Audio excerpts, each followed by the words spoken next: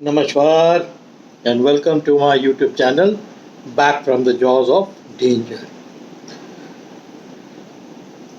Tiger का जो basic nature होता है वो प्रीडेटरी होता है, यानी वो हिंसक प्रवृत्ति का एक जानवर है। उसका व्यवहार ही ऐसा होता है और उसकी जो डिज़ाइन है, जो बॉडी डिज़ाइन ऊपर वाले ने करी है, वो स्ट्रेंथ की ज़बरदस्त ताकत होती है और वो जानता है कि उसके अंदर ताकत है, इसीलिए उसको गुस्सा भी आता है। जो चीज़ वो पसंद नहीं कर रहा वैसा हो रहा है तो लाजमी बात है कि टाइगर को गुस्सा आएगा, क्योंकि वो फिज़िकली वैसे ही बनाई है और उसका नेचर ही है अटैक करने का, हिंसक टाइप की प्रवृत्ति। प्रेडेटर का मतलब क्या है? हिंसक जानवर, जिसको आप पालतू नहीं जल्दी बना सकते, वो प्रेडेटर ही है। ओके, आज की जो स्टोरी है वो टाइगर को लेके है, इसीलिए मैंने ये बात शुरुआत में बोली। हमारे डैडी का कायम था एमपी में, उसमें एक नए ऑफिसर थे, उनको संभाल लेने के लिए जो बगल का शहर था वहाँ भेजा गया था और उनको लौटते लौटते थोड़ा सा लेट हो गया, यानी शाम हो गई। तो जब वो लौट रहे थे ना, जीप थी, जीप में ड्राइवर था, वो यंग बिल्कुल कोई ऑफिसर आए थे, उनको सामान के लिए भेजा हुआ था फादर ने। तो वो लौट रहे थे तो रास्ते में, और वो जो रास्ता था ना वो थोड़ा सा कच्चा था, जिसको बोलते हैं खड़ंजा। वो कच्चा रास्ता था, यानी वो पक्का रास्ता नहीं था, वो ईंटा या पत्थर वाले जो रास्ते होते थे वो था।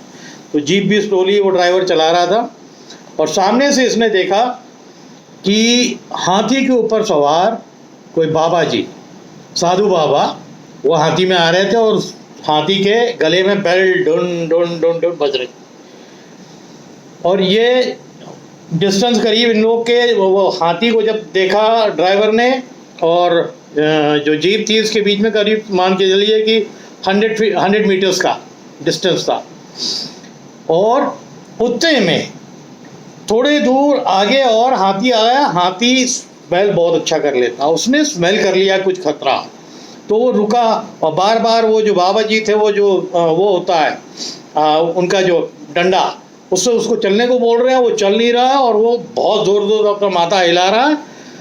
और बाबा जी को समझ में नहीं आ रहा है कि ये क्यों कर रहा है। एकदम से हाथी ने कोई चीज़ सूंघ ली थी और हाथी जब अपना गर्दन हिला रहा था तो उससे इरिटेट करके एकदम से एक टाइग्रेस रोड के ऊपर आई और हाथी की तरफ गुस्से में लपकी। ये वो मॉक चार्ज था, वो गुस्से में उसकी तरफ लपकी।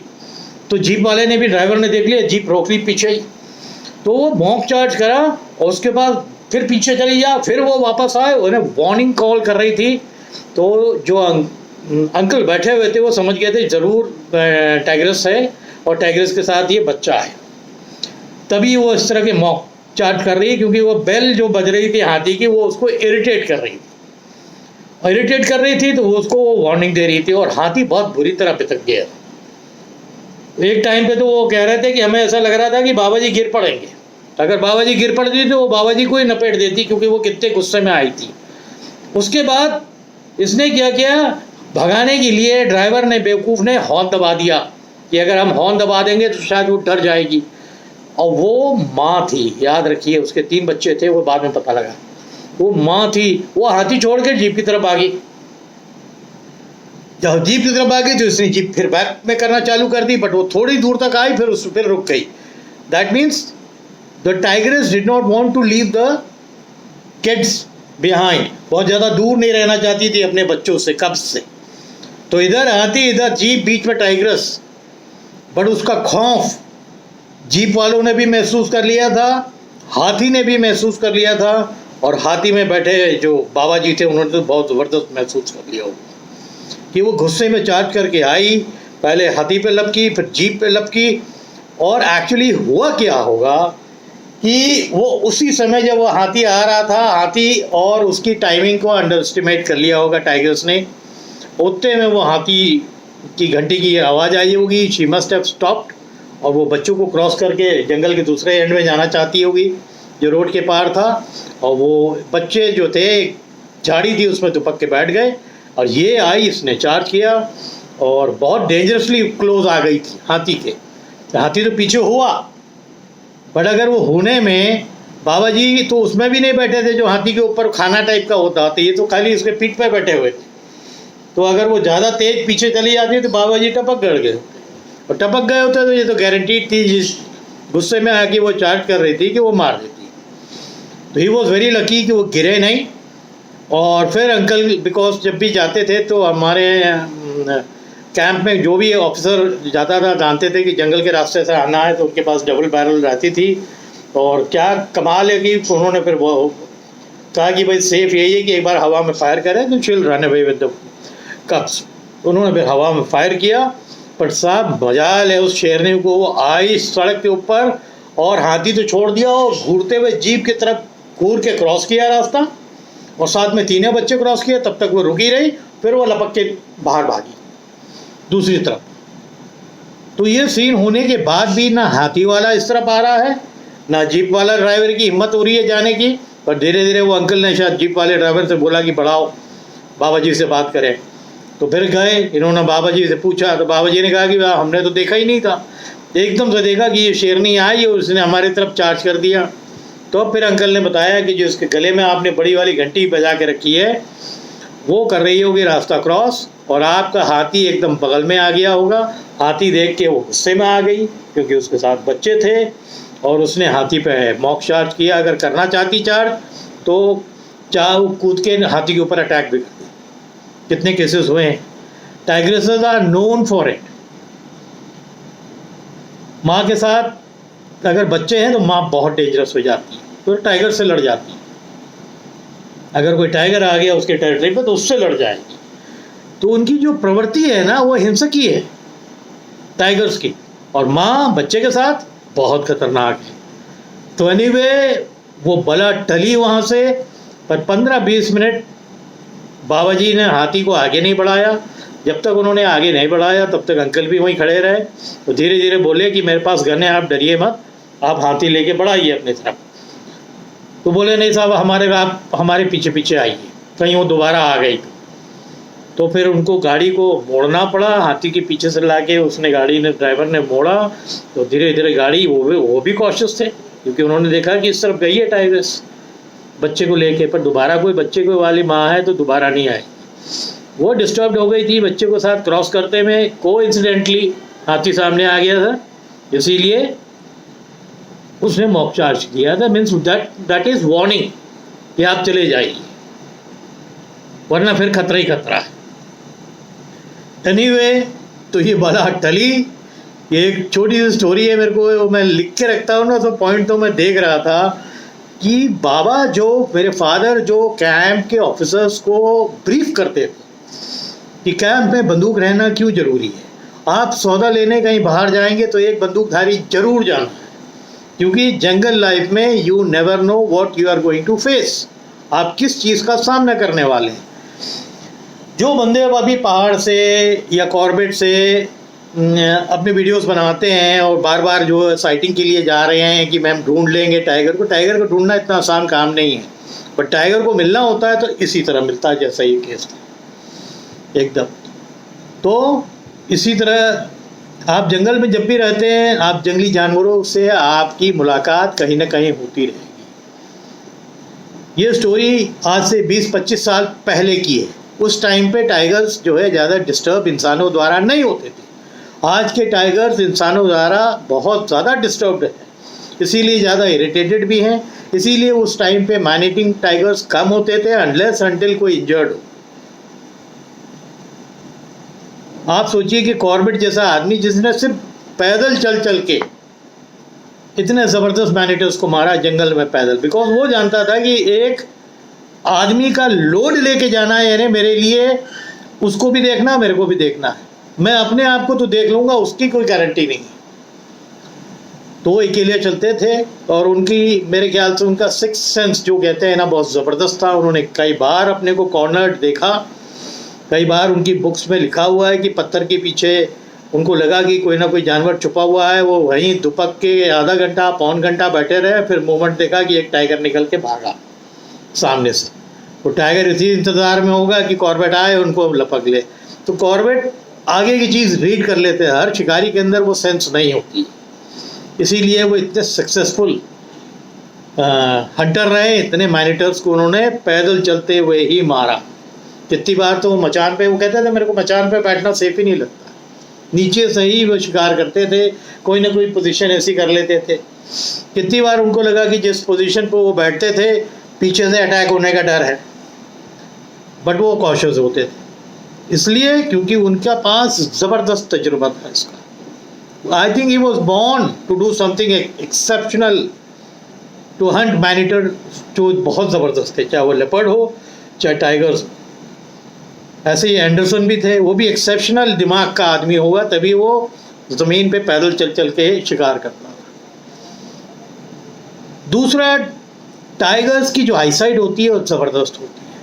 हमारी भी दोनों आंखें सामने हैं सर के, उनकी भी ऐसे ही रहती है। तो जो सर के सामने जिनकी आंखें रहती है, वो खासकर टाइगर की बात कर रहा हूँ, उनकी आंखें अगर वो साइड पे होती ना, वो इफेक्टिव नहीं होती। टाइगर बहुत बार विक्टिम बनता कई लोगों का, बट क्योंकि सामने है, दिन में तो हमारी और उनकी आईसाइट ऑलमोस्ट सामान्य रहती है, रात में उनका विजन हमसे 6 टाइम बढ़ जाता है। और दूसरी बात है कि सामने आँख होने की वजह से वो उनको बाइनोकुलर विजन देता है, यानी जो हम बाइनोकुलर किसको बोलते हैं, दूरबीन। आप कभी भी दूरबीन लगाइए तो दोनों आपको रेंज बहुत लंबी लग जाएगी। तो समझ लीजिए टाइगर की आईसाइट बिल्कुल वही बाइनोकुलर विजन वाली है, दूरबीन वाली। ये नहीं, वो जैसे ही देखता है उसको बहुत वाइड रेंज नज़र आने लगता है, जिसके हिसाब से वो तय करता है कि मेरा जो आने वाला, जिसको भी मैं स्टॉक कर रहा हूँ, वो उसकी दूरी कितनी है, मेरे को उससे छुप के कैसे रहना है और उसके ऊपर कैसे अटैक करना है। तो टाइगर की जो साइट है ना, वो भगवान ऊपर वाले ने दी है। इस सब कैट फैमिली, इवन जो पालतू बिल्ली होती है उसकी आई साइट बड़ी ज़बरदस्त होती है। मेरे पास बिल्ली है, मैं जानता हूँ, रात में मैं कभी कभी आता हूँ, जो वो बैठी रहती है जिस टेबल पे ही बना रहा हूँ, कभी कभी मैं उधर से आता हूँ अपने रूम से देखता हूँ, तो उसकी आँख जो अंधेरे में चमकती है ना, तो लगता है कि 2 छोटी छोटी टॉर्च चमक रही है। तो वो विजन उनको भगवान ने बना के ऐसे भेजा है, बिकॉज टाइगर्स रात में शिकार करने वाला जानवर है, और अगर उसकी विजन अच्छी नहीं हो तो वो शिकार पकड़ भी नहीं पाएगा। और उसी तरीके से हिरन है, उसकी भी विजन ठीक होती है, बट कुछ कलर्स जैसे ऑरेंज, येलो, इसको हिरन की जो विजन है वो जल्दी पकड़ नहीं पाती। और टाइगर्स की स्ट्राइप वैसे ही होती है, ऑरेंजिश, येलोइश। तो वो जो कामोफ्लाज है उसका, वो ऐसा दुपक के बैठ जाता है कि हिरन चरते चरते रात में बहुत नज़दीक आ जाएगा उसके और वो दबोच देगा उसको। तो उम्मीद है कि ये जो एक इंटरेस्टिंग स्टोरी मैंने बताई आप लोगों को पसंद आई होगी। ऐसी बहुत कहानियाँ और भी करूँगा। याद रखिए, मैं हमेशा बोलता हूँ कि टाइगर एक प्रेडेटर है, उसका बिहेवियर ही प्रेडेटरी होता है, यानी हिंसक प्रवृत्ति का ही जानवर है। और जहाँ उसको खतरा लगेगा वो अटैक करेगा। He knows about his strength, उसको अपनी ताकत के बारे में अंदाज़ा है। उसके हिसाब से इंसान मक्खन है, अगर एक पंजा मार दे तो मक्खन की तरह इंसान को ले जाएगा। तो होपफुली ये स्टोरी छोटी सी याद आई, बाबा जी की एकदम से बात हुई। मैं एक स्टोरी पहले भी बाबा जी की डाल चुका हूँ, जो फादर के साथ एक तांत्रिक को मैनेटर के ऊपर बैठाया था मचान में, और जब मैनेटर ने शिकार खाना चालू किया तो बाबा जी ने जो है धोती गीली कर दी थी ऊपर ही मचान में। वो तो जब तक तीसरा आदमी जो टॉर्च लेके बैठा तो उसने टॉर्च मारा और फादर ने शूट किया उसको। और याद रखिए, मेरे फादर हैंडीकैप थे, एक हाथ नहीं था लेफ्ट, मोटर व्हीकल एक्सीडेंट में चला गया था, एक हाथ से राइफल मारते थे। कितना दम होगा और क्या टेक्निक कितनी अच्छी होगी। कई बार तो वो ले लेते थे, कोई पेड़ का आड़ है या जीप में जब हम लोग शिकार करने जाते थे, वो जब हम लेते थे, कितनी बार तो मेरे कंधे के ऊपर से बोलते थे कि मैं डालूं बंदूक। मैं छोटा भी था, डरता भी था, बट ही न्यू कि वो क्या कर रहे हैं। और नहीं तो फिर जीप के जो हो रहता था, हुड नीचे रह जाता था, जीप का जो लोहा था उसके ऊपर रख के मार देते थे। ज़्यादा से ज़्यादा शिकार जो उन्होंने एक हाथ से, याद है क्या, जितना शिकार है उन्होंने एक हाथ से ही किया, चाहे वो लेपर्ड हो, चाहे वो टाइगर हो, चाहे उसने एक भालू भी उन्होंने मारा था जो अटैक करा था हमारे कैंप के वर्कर्स के ऊपर। तो उस ज़माने में थोड़ी छूट ज़्यादा थी 60s के टाइम पे कि आप मार सकते हैं। फॉरेस्ट वालों को फिर आप बता देते हैं कि भाई हमारे एरिया के लिए ख़तरनाक हो गया था, हमने मार दिया था।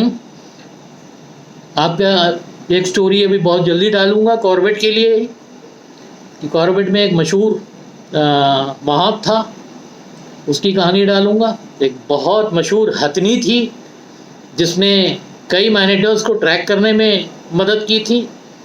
मैं खाली वेट कर रहा हूँ कि वो थोड़ा सा समय आएगा तब डालूंगा। और उसके साथ इंटरेस्टिंगली और भी चीज़ डालूंगा कि उस एरिया में एक टाइम पे 60s में 70s के अर्ली कॉर्बेट जब सन्नाटा होता था, आज की तरह भीड़ थोड़ी होती थी उस ज़माने में, बड़े ड्रेडेड डकैत वहाँ हुए हैं। आप लोग जानते हैं, सुल्ताना का नाम सुना होगा, डाकू Sultana. He was very famous and his place of operation was Corbett और कॉर्बेट के इर्द गिर्द रामनगर के इर्द। उसने बड़ी डकैती की, बट ये लोग almost they were like robin hoods. गरीबों को इतना नुकसान नहीं करते थे, लूटते थे, सेठों को लूटते थे, बड़े आदमियों को लूटते थे, अफसरों को धमकी दे के पैसा ले लेते थे, बट गांव वालों का नुकसान नहीं करते। ऐसे कई हुए हैं उस एरिया में। सुल्ताना हुआ है, एक था कादर खान, एक था बशीरा, दे वर वेरी फेमस, जो कॉर्बेट के इर्द गिर्द ही जो है उनका जो एरिया था ऑपरेशन का।